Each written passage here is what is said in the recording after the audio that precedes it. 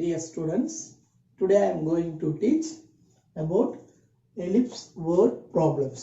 Actually பாத்தீங்க சொன்னா நம்ம ஆல்ரெடி இதுக்கு முன்னாடி வீடியோஸ்ல எல்லாம் பாத்தீங்க சொன்னா parabolas ரிலேட்டடா இருக்கக்கூடிய மேக்ஸிமம் எல்லா வேர்ட் ப்ராப்ளம் பார்த்துட்டோம் எக்ஸெப்ட் ஒரே ஒரு சம். அந்த ஒரு சம் எக்ஸாம்பிள் சம், அந்த சம்ல மட்டும் என்ன ஆகும்னு சொன்னா ellipse and parabola மிக்ஸ் ஆகி வரக்கூடிய ஒரு சம். அதே மாதிரி பாத்தீங்கன்னா ஹைப்பர்போலாவும் பேரபோலாவும் மிக்ஸ் ஆகி வரக்கூடிய ஒரு எக்ஸாம்பிள் சம் இருக்கு. அதெல்லாம் அடுத்தடுத்த வீடியோவில் பார்த்துருவோம். பட் இப்போ நீங்கள் கம்பல்சரி என்ன தெரிஞ்சுக்கணும்னா ஃபர்ஸ்ட் எலிப்ஸோட வேர்ட் ப்ராப்ளம் பார்க்கறதுக்கு முன்னாடி எலிப்ஸ் ரிலேட்டடாக இருக்கக்கூடிய ஒரு சில கான்செப்ட்ஸ் வந்து நீங்கள் அண்டர்ஸ்டாண்ட் பண்ணி வச்சுருந்தீங்கன்னு சொன்னால் இந்த எலிப்ஸ் வேர்ட் ப்ராப்ளம் இருக்கிற எல்லா கொஸ்டினோட ஆன்சரும் நம்ம ஈஸியாக சால்வ் பண்ணிடலாம். ஓகே, ஸோ அதனால் நான் இப்போ என்ன டீச் பண்ண போகிறேன்னு சொன்னால் பேசிக் கான்செப்ட் ஆஃப் எலிப்ஸ். இதில் நீங்கள் என்னெல்லாம் தெரிஞ்சு வச்சுருக்கணும், எதுக்காக அப்படின்னு சொன்னால் இந்த வேர்ட் ப்ராப்ளம்ஸை சால்வ் பண்ணுறதுக்கு நம்ம பார்த்துட்டு இருக்கிற இந்த எக்ஸசைஸ் உடைய வேர்ட் ப்ராப்ளத்தில் சால்வ் பண்ணணும்னு சொன்னால் எலிப்ஸில் நீங்கள் என்னென்ன கான்செப்ட் தெரிஞ்சு வச்சிருக்கோன்னு சொன்னால் மெயின் பார்த்தீங்கன்னு சொன்னால் எலிப்ஸில் நம்மளுக்கு மெயின் நான் போட்டிருக்கிற டயக்ராம் பார்த்தீங்கன்னா சென்டர் அட் ஆரிஜின். இந்த இடம் பார்த்தீங்கன்னு சொன்னால் கிராஃப் ஷீட்டை பொறுத்தளவுக்கு இந்த இடத்துக்கு பேர் ஆரிஜின், இந்த எலிப்ஸை பொறுத்தளவுக்கு இந்த பிளேஸுக்கு பேர் சென்டர். ஸோ எலிப்ஸோடைய சென்டரை நான் எங்கே வச்சிருக்கேன்னு சொன்னால் கிராஃப் ஷீட்டோட ஆரிஜினில் வச்சிருக்கேன். ஸோ இந்த நான் உங்களுக்கு டீச் பண்ணுற இந்த டைப்புக்கு நேமே பார்த்தீங்கன்னு சொன்னால் centre at origin type of ellipse. Okay right. இது போக சார் வேற எப்படி சார் எலிப்ஸ் இருக்குன்னா நீங்கள் ஆல்ரெடி படிச்சிருப்பீங்க பிஃபோர் எக்ஸசைஸ்ல எல்லாம் பார்த்தீங்கன்னு சொன்னால் எலிப்ஸோடைய சென்டர் ஆரிஜின் இல்லாமல் எலிப்ஸோட சென்டர் இங்கே வச்சு கூட என்னால் எலிப்ஸை ட்ரா பண்ண முடியும். ஸோ இப்போ பார்த்தீங்கன்னா எலிப்ஸோட centre not at origin, other than ஆரிஜினில் இருக்குன்னு சொல்லி மீனிங்.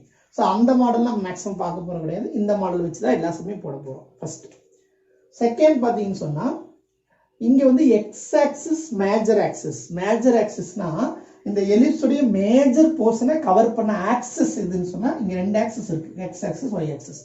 ஸோ எக்ஸ் ஆக்சிஸ் தான் மேக்சிமம் போர்ஷனை கவர் பண்ணிருக்கு. அதனால இந்த இதுல இருந்து இது வரைக்கும் இருக்கிற அதுக்கு பேர் இல்லைன்னா இந்த ஆக்சிஸ் ஃபுல்லா பேர் என்ன ஆக்சிஸ் சொன்னா இந்த டைப் ஆஃப் எலிப்ஸுக்கு எந்த ஆக்சிஸ் மேஜர் ஆக்சிஸ் கொஸ்டின் கேட்டாங்கன்னா நீங்க எக்ஸ் ஆக்சிஸ் சொல்லணும். இந்த டைப் ஆஃப் எலிப்ஸுக்கு எந்த ஆக்சிஸ் மைனர் ஆக்சிஸ் கேட்டா நீங்க ஒய் ஆக்சிஸ், ஏன்னா மைனர் போர்ஷனை கவர் பண்ணியிருக்காடி. ஒய் ஆக்சிஸ்ல வந்து மைனர் போர்ஷன் கவர் ஆயிருக்கு, எக்ஸ் ஆக்சிஸ்ல மேஜர் போர்ஷன் கவர் ஆயிருக்கு. Okay right.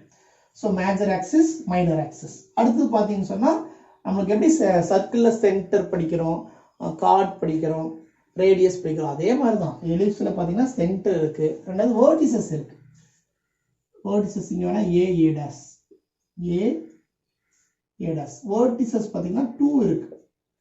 எலிப்ஸை பொறுத்தளவுக்கு பேரபோலா பொறுத்தளவுக்கு ஒரே ஒரு வேர்டெக்ஸ் தான் இருக்கும், ஒன்று தான் இருக்கும். பட் எலிப்ஸை பொறுத்தளவுக்கு பார்த்தீங்கன்னா அது 2 இருக்கு, ஏ டேஸ். இந்த பக்கம் ஒரு வேர்டெக்ஸ் இருக்கு, இந்த பக்கம் ஒரு வேர்டெக்ஸ் இருக்கு. ஸோ இதனால வேர்டிசஸ் ப்ளூரல்ல சொல்லுவோம். ஸோ இந்த வேர்டிசஸோட ஃபார்முலா என்ன அப்படின்னு சொன்னா ஃபர்ஸ்ட் சென்டரோட ஃபார்முலா கிடையாது.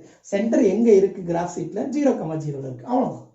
So centre 0,0 that's all.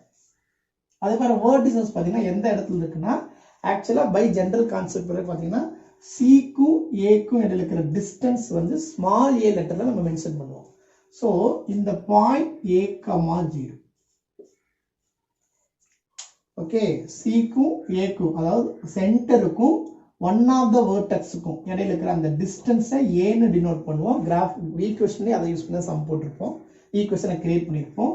அதனால பாத்தீங்கன்னா இந்த பாயிண்ட் என்னவா இருக்குன்னா on the X axis, so y value 0. therefore a x அதாவது centre to a capital a வரைக்கும் இருக்க இந்த டிஸ்டன்ஸை a ன்னு எடுத்துக்காட்டி இந்த பாயிண்ட் பாத்தீங்கன்னா a,0 வா இருக்கு. அப்ப இந்த பாயிண்ட் என்னவா இருக்குன்னு சொன்னா -a,0 வா இருக்கும். ஓகே, ஏன்னா லெஃப்ட் சைடுல இருக்கக்கூடிய பாயிண்ட், ஏன்னா பாயிண்டா தான் நான் உங்களுக்கு காட்டிட்டு இருக்கேன். சோ இங்க இருந்து இந்த டிஸ்டன்ஸ் வந்து a தான் டிஸ்டன்ஸை பொறுத்தளவுக்கு. பட் லெஃப்ட் சைடுல எக்ஸ் ஆக்சிஸ்ல இருந்துச்சுன்னா அது x வேல்யூ நெகட்டிவ்ல வரும். So -a,0. அதே மாதிரி பார்த்தீங்கன்னா இந்த டிஸ்டன்ஸ் நம்ம மேத்தமெட்டிக்கலா b small letter b use பண்ணுவோம். ஸோ இந்த பாயிண்ட் என்னன்னு உங்களை யாராச்சும் கேட்டாங்கன்னா 0,bன்னு சொல்லணும். ஏன்னா இந்த இடத்துல வந்து y வேல்யூ த b, அதாவது இந்த டிஸ்டன்ஸ் தான் b. அப்ப x வேல்யூ என்னன்னு சொன்னா on the y axis x should be 0. So 0,3னா நீங்க இங்க போடுவீங்க, 0,5னாலும் y ஆக்சிஸ் மேல போடுவீங்க. ஸோ y ஆக்சிஸ் மேல இருக்கிற எந்த பாயிண்டா இருந்தாலும் 0,0 தான் வரும். x ஆக்சிஸ் மேல எந்த பாயிண்டா இருந்தாலும் something, 0 தான் வரும். ஸோ அதை நம்ம பண்ணிட்டு இருக்கோம். அப்ப இந்த பாயிண்ட் என்னன்னு சொன்னா 0, -b ரைட்டா. ரைட். அடுத்து ரொம்ப முக்கியமான விஷயம் இதில் ஒன்று இருக்குது. அது என்னன்னு சொன்னால் ஃபோக்கஸ். ஃபோக்கஸ் ஆக்சுவலாக பார்த்தீங்கன்னா எலிப்ஸுக்கு வந்து 2 ஃபோக்கஸ் இருக்குது. இங்கே ஒரு ஃபோக்கஸ், இங்கே ஒரு ஃபோக்கஸ். இதை நீங்கள் ஜஸ்ட்டு இமேஜினேஷனுக்காக சொல்கிறேன். நான் இதை அப்படி மறைச்சிட்டு உங்களுக்கு காட்டினா இது ஒரு பேரபோலா மாதிரி தெரியும். அப்போ இங்கே ஒரு வேர்டஸ் இருந்தால் இங்கே ஒரு ஃபோக்கஸ் இருக்கும். அதே மாதிரி நான் இதை ஃபுல்லாக நான் மறைச்சிட்டு இதை மட்டும் நான் உங்களுக்கு காட்டணும்னு சொன்னால் இது ஒரு பேரபோலா மாதிரி இருக்குது. அப்போ இங்கே ஒரு வேர்டஸ் இருந்தால் இங்கே ஒரு ஃபோக்கஸ் இருக்கும். அதனால் ஓவராலாக ஜஸ்ட் இமேஜின் பண்ணிக்கோங்க, இந்த எலிப்ஸுக்கு 2 ஃபோக்கஸ் இருக்குது. ஃபோக்கை அப்படின்னு சொல்லுவோம் ப்ளூரலில். ஸோ நார்மலாக அதை ஜென்ரலாக எஃப் அப்படின்னு சொல்லுவோம். எஃப். So F. ஓகே, இது எஃப் டேஸ். இது எஃப்னா இது எஃப் டேஸ். அப்போது இப்போ அடுத்தது என்ன கொஸ்டின் அப்படின்னு சொன்னால் இந்த சிக்கும் எஃப்க்கு இடையில இருக்கிற அந்த டிஸ்டன்ஸை எப்படி டினோட் பண்ணுறாங்கன்னு சொன்னால் ஏஇன்னு டினோட் பண்ணுவாங்க. ஸோ இந்த point A E, 0 C and F, அதாவது சென்டருக்கும் one of the focus right side இருக்கிற ஃபோக்கஸ் இருக்கிற டிஸ்டன்ஸ் ஏஇ தான். இந்த டிஸ்டன்ஸ் ஏஇ தான். பட் லெஃப்ட் சைடாக வர மாதிரி பாயிண்ட் என்ன டினோட் பண்ணுவாங்க, -AE, 0 டினோட் பண்ணுவாங்க. Okay, so distance between C and F is AE, 0. இதெல்லாம் ஸ்டார்டிங்கில் உங்களுக்கு எக்ஸ்பிளனேஷன் கொடுத்துருப்பாங்க. ஜஸ்ட் இப்போ எனக்கு ஒரு சில விஷயம் உங்களுக்கு தெரிஞ்சால் தான் வேர்ட் ப்ராப்ளம்ஸ் உங்களுக்கு ஈஸியாக அண்டர்ஸ்டாண்ட் பண்ணிக்க முடியுங்கிறதுக்காக நான் இதெல்லாம் எக்ஸ்பிளைன் பண்ணிட்டு இருக்கேன். Okay, so C to F distance AE. அதில் ஏங்கிறது என்னன்னு தெரியும். மேஜர் ஆக்சஸில் பார்த்தீங்கன்னு சொன்னால் சென்டர் டு ஏ வரைக்கும் இருக்கிற, அதாவது centre to one of the vertices வரைக்கும் இருக்கிற டிஸ்டன்ஸ் தான் ஏ. ஈங்கிறது எசென்ட்ரிசிட்டி. ஈங்கிறது என்னங்கிறது ஆல்ரெடி உங்களுக்கு தெரிஞ்சிருக்கும். ஸோ அந்த எசென்ட்ரிசிட்டியும் இந்த ஏஐயும் மல்டிபிள் பண்ணி கிடைக்கிற அந்த நம்பர் தான் பார்த்தீங்கன்னு சொன்னால் ஏஇ. So AE, 0. இதை வந்து இன்னும் ஷார்ட்டாக எப்படி சொல்லுவாங்க சொன்னால் ஏஇக்கு இன்ஸ்டா நல்லா ஞாபகம் வச்சுங்க. இன்ஸ்டா ஆஃப் ஏஇ சின்னு யூஸ் பண்ணுவோம். நிறையா சம்பளம் இப்படி தான் யூஸ் பண்ணுவோம். ஓகே, ஏன்னா ஏ ஒரு நம்பர், இ அனதர் ஒன் நம்பர். ஸோ 2 நம்பரை மல்டிபிள் பண்ணி கிடைக்கிறது ஒன் ஆஃப் த நம்பர் தான். அதனால் அதை சிங்கிள் லெட்டரில் கொடுக்கணுங்கிறக்காக என்ன பண்ணியிருக்காங்க நம்ம புக்கில் சி அப்படின்னு சொல்லி அதை டினோட் பண்ணியிருக்காங்க. ஸோ சினா நீங்கள் ஒன்றும் இல்லை, ஏஇன்னு அர்த்தம். Okay, right. ஸோ நீங்கள் C, 0 -C, 0ன்னு போட்டாலும் தப்பு கிடையாது. ரைட். ஸோ இது ரொம்ப இப்போ நான் சொன்னதெல்லாம் ரொம்ப ரொம்ப இம்பார்ட்டன்ட் ஸ்டூடெண்ட்ஸ். அது போக பார்த்தீங்கன்னா ஒரு சில எக்ஸ்ட்ரா இன்ஃபர்மேஷன்ஸ் நீங்கள் ஜஸ்ட் அதெல்லாம் நீங்கள் இப்போ இந்த வேர்ட் ப்ராப்ளம்ஸுக்கு தேவையில்லாத விஷயம். அதாவது பார்த்தீங்கன்னு சொன்னால் இந்த ஃபோக்கஸ் அப்படிங்கிற இந்த பாயிண்ட் வழியாக பர்பெண்டிகுலராக நீங்கள் ஒரு லைன் ட்ரா பண்ணால் அதுக்கு பேர் லேட்டஸ்ட் செக்டம். அதே மாதிரி இந்த பக்கம் பார்த்தீங்கன்னா ஒரு பர்பெண்டிகுலர் ஒரு லைன் ட்ரா பண்ணுவோம் எக்ஸ் ஆக்சஸுக்கு. அது பார்த்தீங்கன்னு சொன்னால் டைரக்ட்ரிக்ஸ். அதோட ஈக்குவேஷன், இதோட ஈக்குவேஷன், இதோட லென்த் என்ன அப்படிங்கிறது நிறைய விஷயம் இருக்குது. பட் அதெல்லாம் நமக்கு வேர்ட் ப்ராப்ளம்ஸுக்கு தேவையில்லை. அதெல்லாம் பிஃபோர் எக்ஸஸ் தான் தேவை.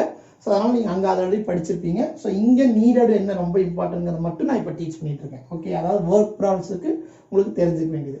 அடுத்து ரொம்ப முக்கியமாக நீங்கள் வேர்ட் ப்ராப்ளம்ஸ் போடணும்னு சொன்னால் உங்களுக்கு என்னென்ன தெரியணும்னு சொன்னால் ரிலேஷன் பிட்வீன் ஒரு ஃபார்முலா ஒன்று தெரியும். எது அப்படின்னா இந்த சிக்கும் இந்த ஏக்கும் இந்த பிக்கு இது மூணுக்கு இருக்கிற ஒரு relation. One of the relation formula எலிப்ஸை பொறுத்தவரை பார்த்தீங்கன்னு சொன்னால் C² = A² - B². இந்த ஃபார்முலா ரொம்ப இம்பார்ட்டன்ட், தெரிஞ்சு வச்சிருக்கோம் நான்.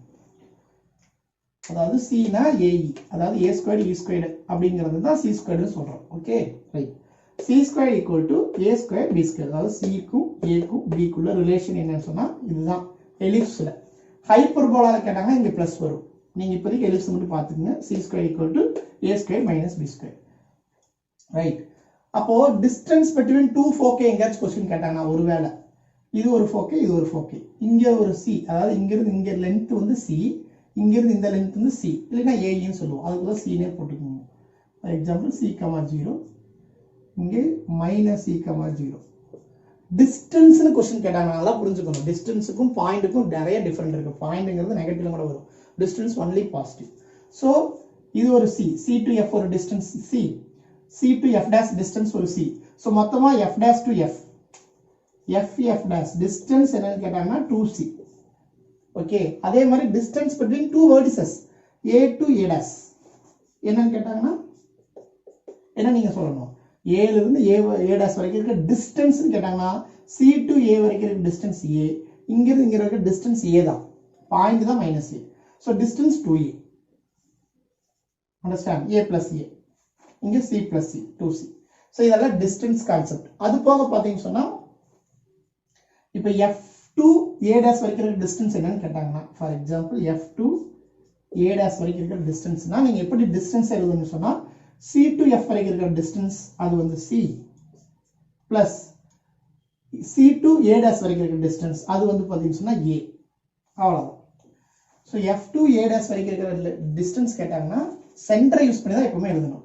சி டு எஃப் வரைக்கும் இருக்கிற distance C plus C to A dash வரைக்கும் இருக்கிற டிஸ்டன்ஸ் ஏ, அப்போ சி பிளஸ் ஏன்னு எழுதணும். ஓகே, ஸோ அதுவே பார்த்தீங்கன்னா எஃப் ஏ டேஷ் எங்கேயாச்சும் கேட்குறாங்கன்னு வச்சுக்கோங்க. சார் எஃப் ஏ,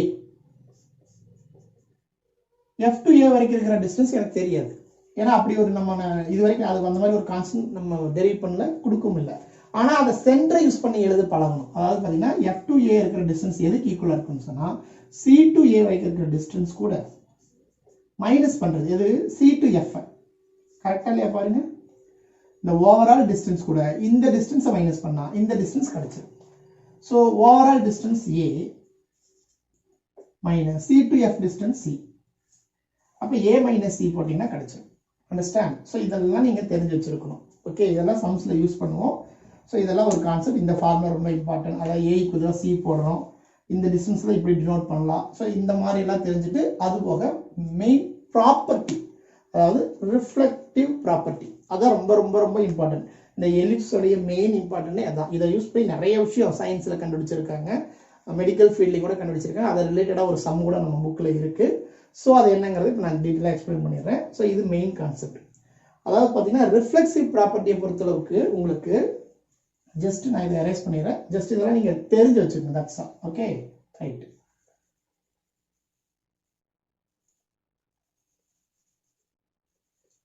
அது பார்த்தீங்கன்னா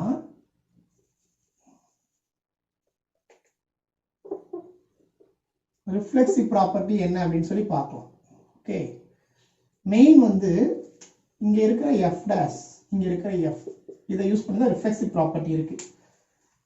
இந்த இடத்துல இருந்து சவுண்ட், லைட் ஆர் வந்து பார்த்தீங்கன்னு சொன்னா வேற ஏதாச்சும் வேவ், எந்த ஒரு வேவ் இங்கிருந்து கிளம்பினாலும், அதாவது இந்த இடத்துல இருந்து கிளம்புச்சுன்னு சொன்னா அது போய் எல்லா இடத்துலையும் பட்டுச்சுன்னு சொன்னா இங்க இருந்து கிளம்புற வேவ் எங்க பட்டாலும், நல்லா புரிஞ்சுக்கோங்க, இந்த மாதிரி எலிப்டிக்கலுடைய மெயின் ப்ராப்பர்ட்டி அதுதான்.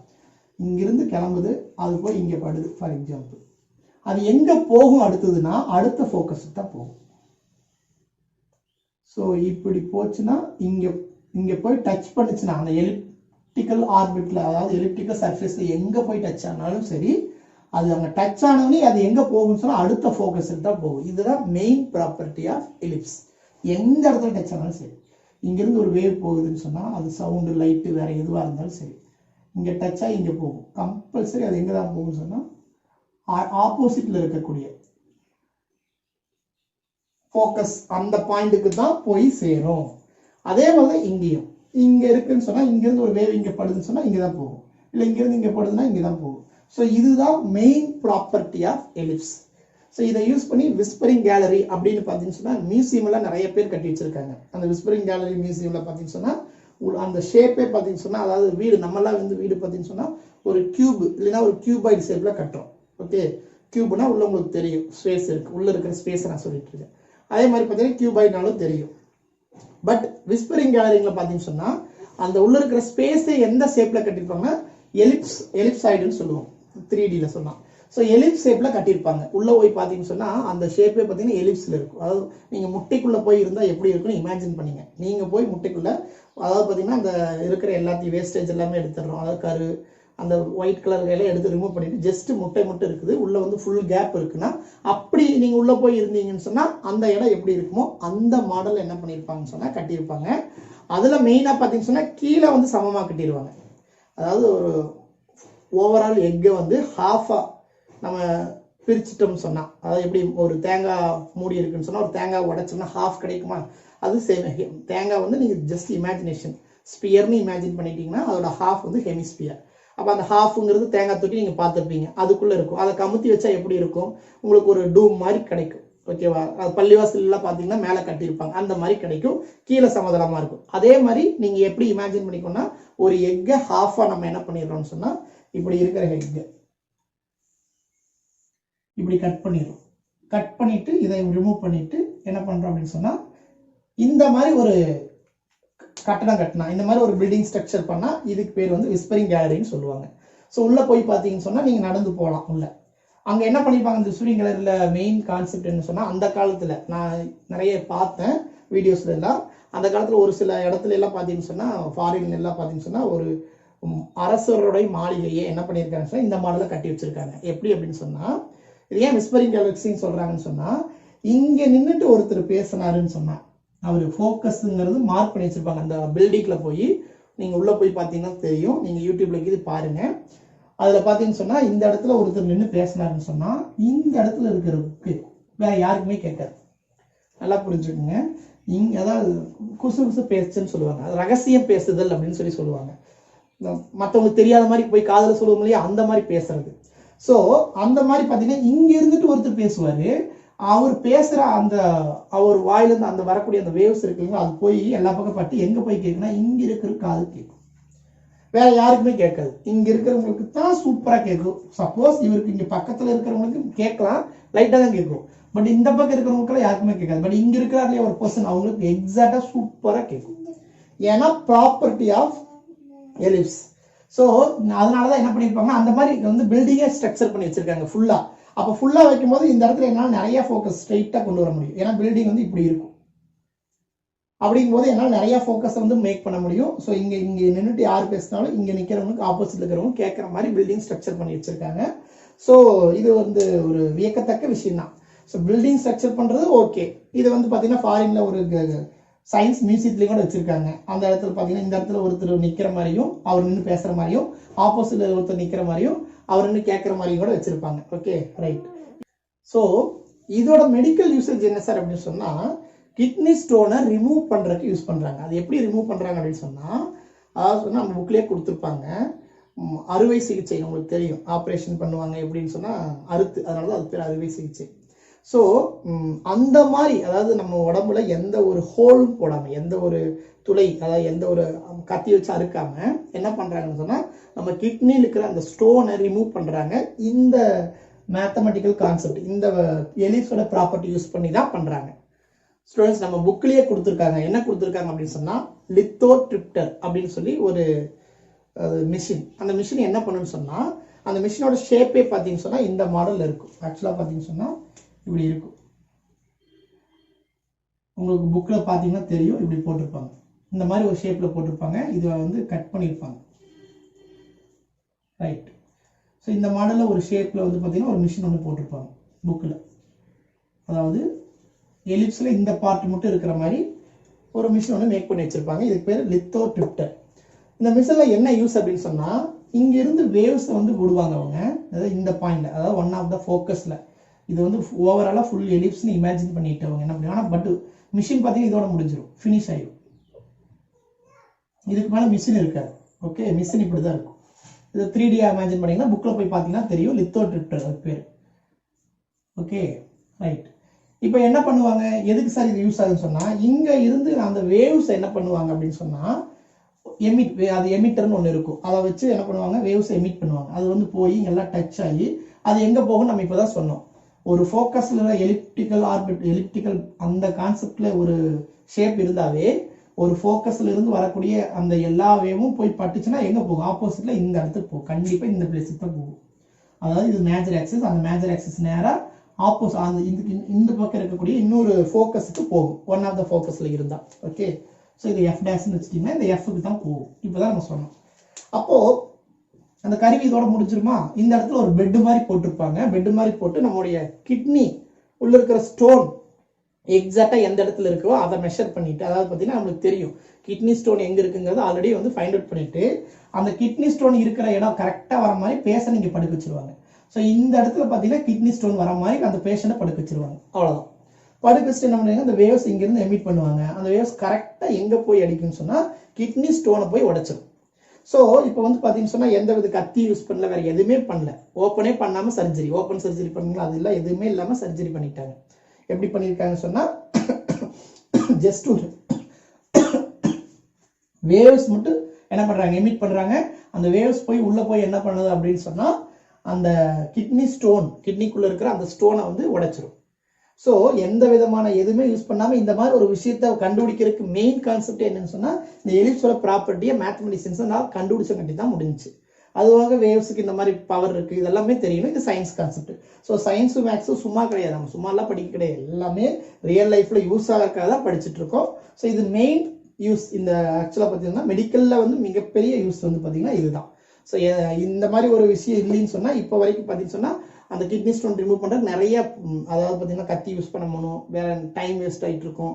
ரெண்டாவது நிறைய அவங்களுக்கு ப்ராப்ளம் வரும். பட் எதுவுமே இல்லாமல் ஜஸ்ட்டு எந்த இது ஓப்பனே இல்லாமல் இந்த மாதிரி ஒரு கான்செப்ட் யூஸ் பண்ணி இந்த மாதிரி ஒரு மிஷினை கண்டுபிடிச்சு என்ன பண்ணியிருக்காங்கன்னு சொன்னால் இப்போ வந்து மெடிக்கலில் வந்து ஃபீல்டை வந்து இதை யூஸ் பண்ணிட்டு இருக்காங்க.